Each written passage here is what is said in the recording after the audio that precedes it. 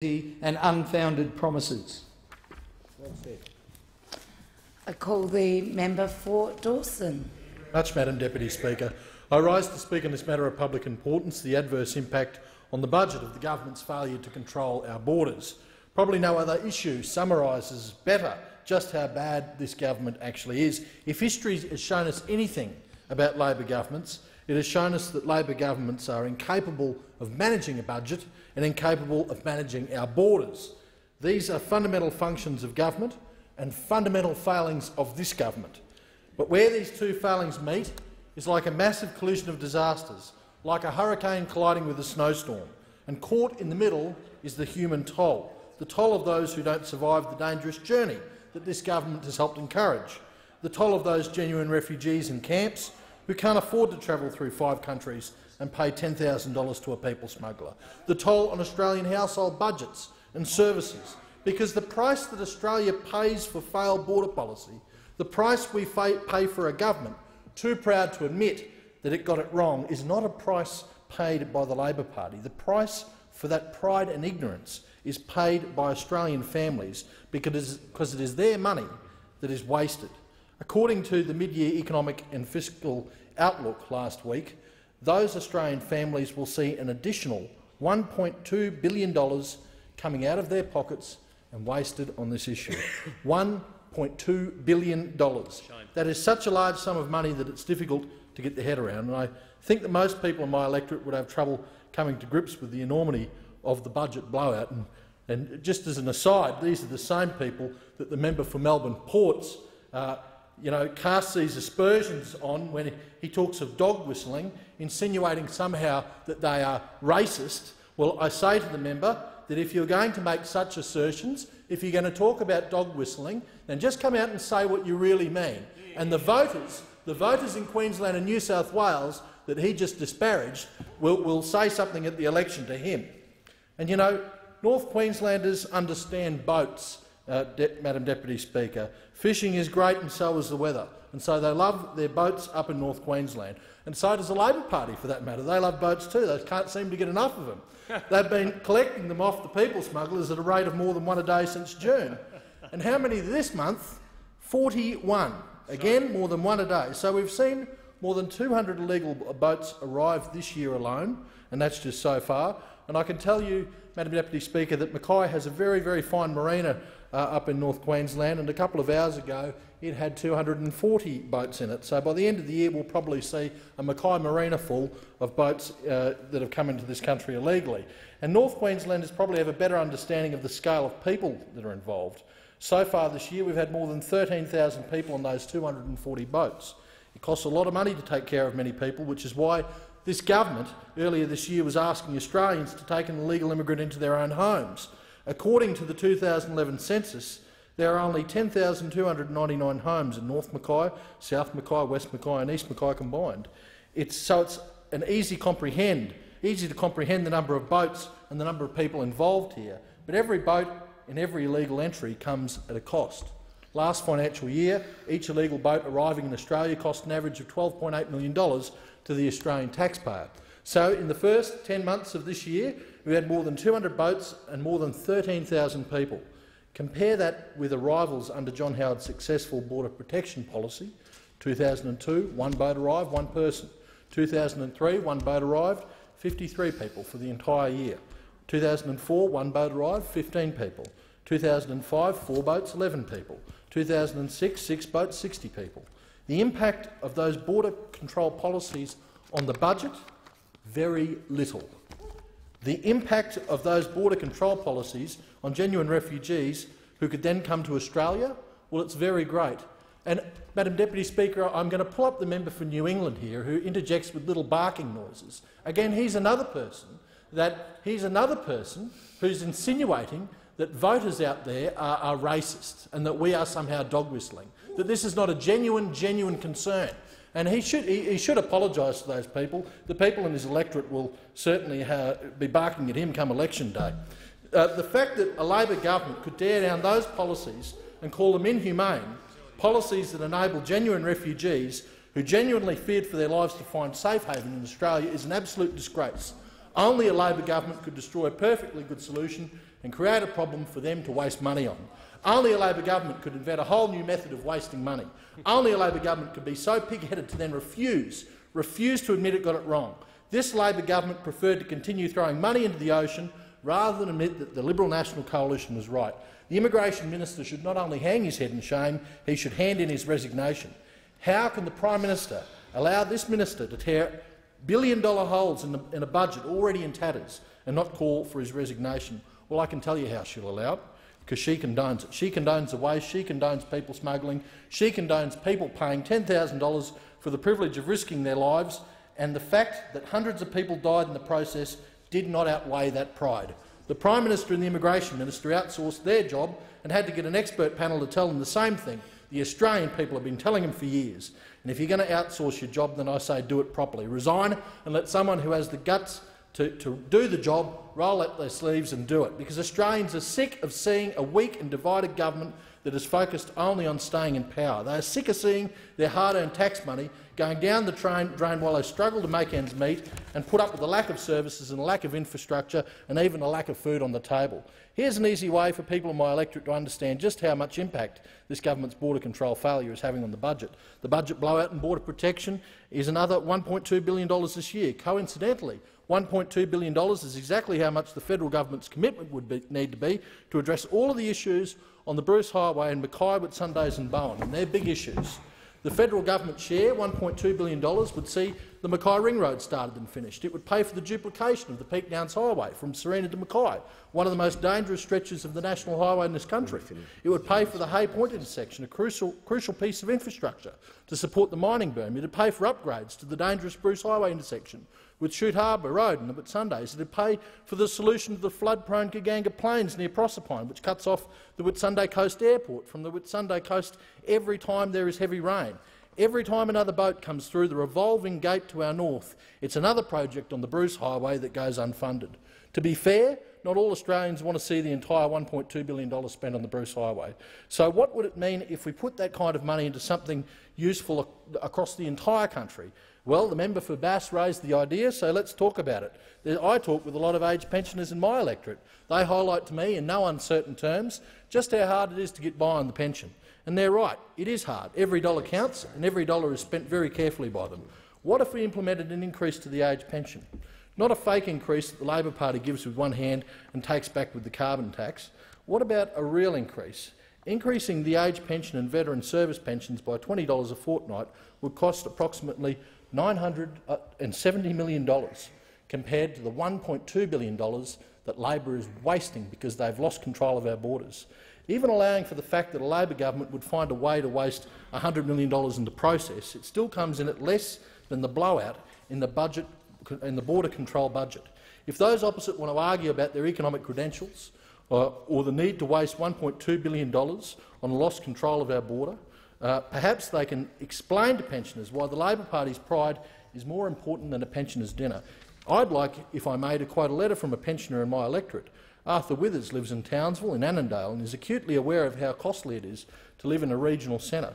He has also connected the dots between waste on border control and what pensioners are missing out on. He writes, "You are giving money overseas and to boat people as if it was laid on. They get things like phones, cigarettes, food, medical aid and use of computers and other things. They also have 3 good meals a day, yet pensioners have to live on second-grade meat and veggies and anything else we can get cheap.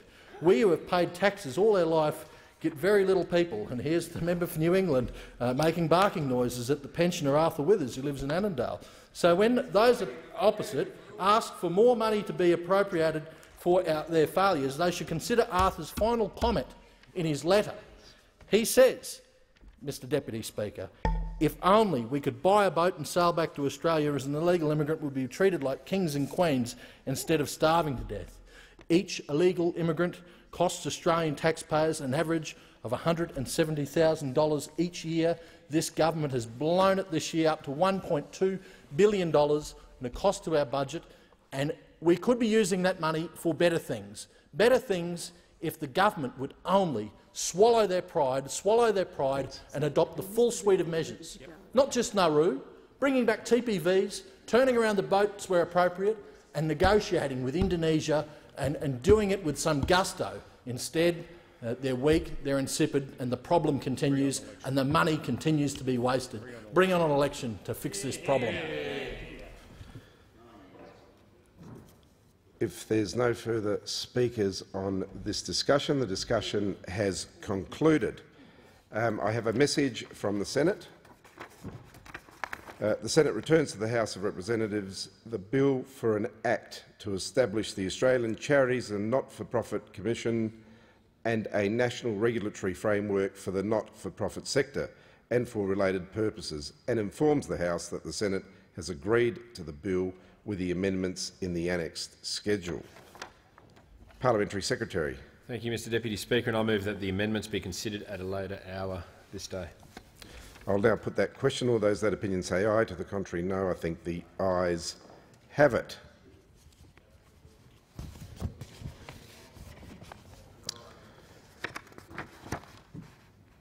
The following message from the Senate has been received.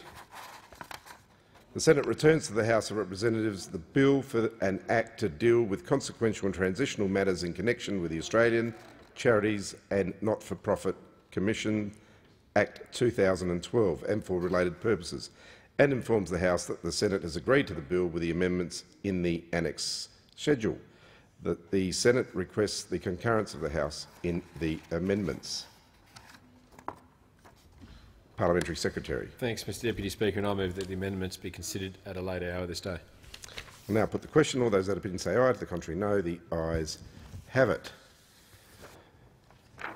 I have received messages from the Senate returning the following bills without amendment: Social and Community Services Pay Equity Special Account Bill 2012 and Social and Community Services Pay Equity Special Account Consequential Amendments Bill 2012. The Clerk. Government Business Order Number 5, Wheat Export Marketing Amendment Bill 2012, resumption of debate on the second reading. The original question was that this bill be now read a second time. To this, the honourable member for Calare has moved an amendment that all words after that be omitted with a view to substituting other words. The immediate question is that the amendment be agreed to. The member for New England. Thank you, Deputy Speaker. I'd like to speak to the legislation before the House that involves the wheat industry, and I do so in front of the member for Groom, and it's a privilege to speak in front of him, and I thank him for those complimentary remarks he just made. I hope that Hansard picked up on them and made the appropriate corrections. The member for Groom and myself were members of the Coarse Grains Committee some years ago of the Grains Council, and I'm sure he, in his more private moments, would recollect some of those days, but also recollect the circumstances before the House today and how history tends to repeat itself in one shape or another in terms of the grains industry. And one thing I do remember fondly of his contribution to the grains industry, and many others at the time, is that I think, and I exclude myself from this, that I think there was a much greater and more positive degree of leadership within the grains sector than there is in these days, and I think that's one of the issues that actually needs to be addressed. I don't mean that in criticism of individuals. We've got a lot of very good people in agri-politics and trying to do their best by their constituent groups, but I think the fractious nature of the cropping industry, the grains industry, in recent years has possibly been to the detriment of the industry itself. This particular legislation has come off the back of the abolition of the single desk many years ago and the establishment of the WEA and the consequent sunset period, etc. I've been involved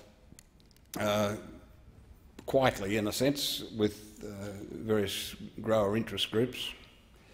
The Queensland Ag Force that the member for Groom would be very familiar with, and they're very good people. The New South Wales Farmers, likewise, the Victorian Farmers Federation, the South Australian Grain Producers, and parts of the Western Australian grains industry, not all, and also Grain Producers Australia. We've had discussions over the last month, I guess, and there's been many discussions within the building, I know.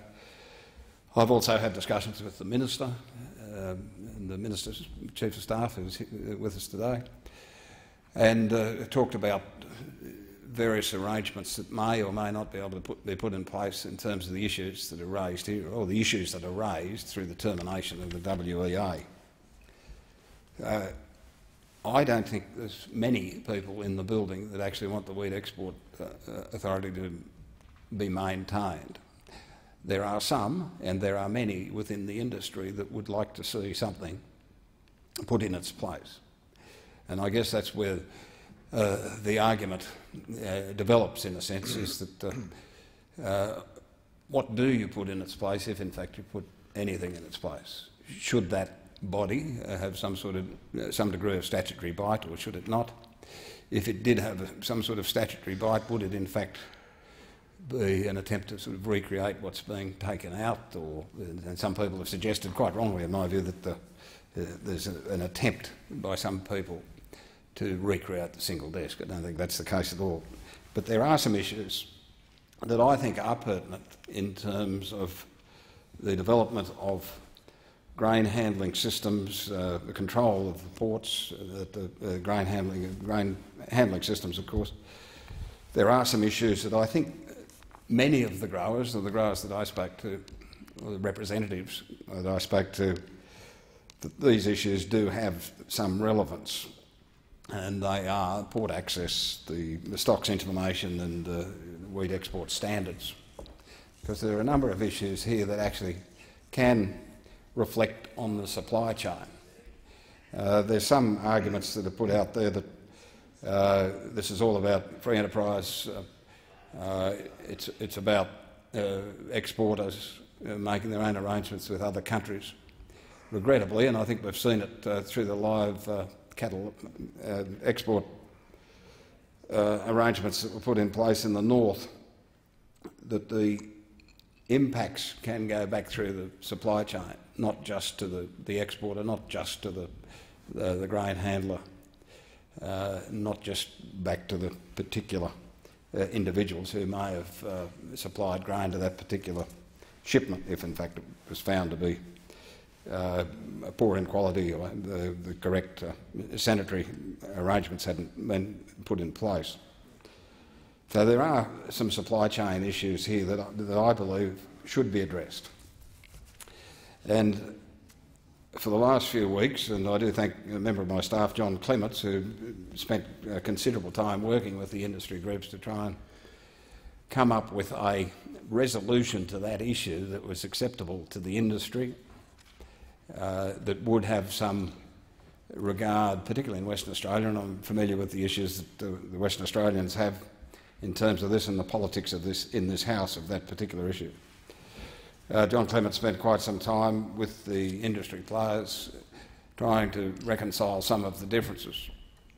We've had a number of meetings with the Minister, Joe Ludwig, and I thank him for that, to try and come up with an arrangement that could be suitable to the industry, which would allow the WEA to be moved on and to address these three significant issues that the industry still has, to be regarded by some sort of authority or body. The Minister and I had discussions again yesterday in terms of a broad framework that might work, some sort of ministerial council appointment, a task force, what you will, to address these particular issues that may well have had access to the export charge as a funding source, and that the industry could address these three particular issues and others under certain terms of reference if in fact the industry did agree to that broad framework and charging regime, etc. Those discussions were held without prejudice. This morning I had a phone hook-up with members of the various states I think there are about a dozen people on the phone hook-up to discuss this particular issue and to see whether they were interested in exploring this fairly broad framework to address these particular issues under the auspices of some sort of council task force arrangement, with a view to using wheat export charge monies to actually do some further research into these issues of public and private good, etc., that the industry groups have been raising. It was determined by way of the phone hook-up that the industry players weren't particularly interested in that particular proposal, even though it was fairly broad in the framework. They felt that they weren't prepared to give up any leverage in terms of the WEA for something that was a bit out there in terms of the fine detail. I made the point that the detail was really for them to write, but that I didn't think, other than the code of conduct, that there was any real room to move in terms of statutory bite. And as a consequence of that meeting, which was held in a very, very cordial nature, it was decided that the growers would not take advantage of that opportunity and preferred to try and have the status quo put in place, or a future government maybe address the issue in a more favourable sense as far as they were concerned. Since that time, and things do move quickly in this House, I believe there's been an agreement struck with the Australian Greens. I'm not privy to all of that agreement, but I think some of it might be fairly similar to the arrangement that the Minister and myself have been talking about. Something to do in terms of, and I'll listen with interest when it's raised in the House, or when the debate takes place over that this so-called arrangement with the Greens, as to what it actually means, and that will possibly determine the way in which I vote on this issue, as to how that addresses some of the issues that the growers were raising. I'd be interested to hear from any growers as to whether they are attracted now to this arrangement, because I think one of the things that we have to be a little bit careful of here is that it looks as though the numbers could be in both houses for the WEA to be put to bed. I don't think anybody will really object to that, but as I said, there's a need, particularly in some sectors of the industry, the eastern states and South Australia for that matter, and some parts of Western Australia, that they believe there needs to be some sort of body that can oversee some of those three particular issues that I raised earlier. So this is a live animal at the moment, I guess, and I'll be interested to see what the particular amendment is that the Minister's representative in this chamber may well bring in, and I guess that'll take place in a number of minutes. The other bit of history, as well as the member for Groom, and I don't mean that he's history, but the member for Hume, I listened to his speech, and I was in the New South Wales Parliament at the same time. You listened too. I was in the New South Wales Parliament at the same time as the member for Hume, and he made a contribution, a good contribution to the debate, and on rereading it, I think some of his historical context is just a little bit out of play, but nonetheless, it was in a hung parliament, similar to this one, where my vote in that particular parliament put a Liberal Premier into power. And part of the agenda of that particular coalition government at the New South Wales level, and Wal Murray was the leader of the Nationals at that particular time, part of the agenda of that government prior to the election was that it would sell the grain handling system to commercial interests. And the grain handling system was called the Grain Handling Authority in New South Wales. It had previously been the Grain Elevators Board, etc. But interestingly enough, that grain handling authority eventually morphed into what's now called GrainCorp, and we have this scenario being played out on the coast now about American interests interested in the purchase of GrainCorp, which is a commercial operation now. And the way it transitioned from a grower group, the growers actually paid for the grain handling system by way of levy back in those days. I guess a similar thing would have happened in Queensland.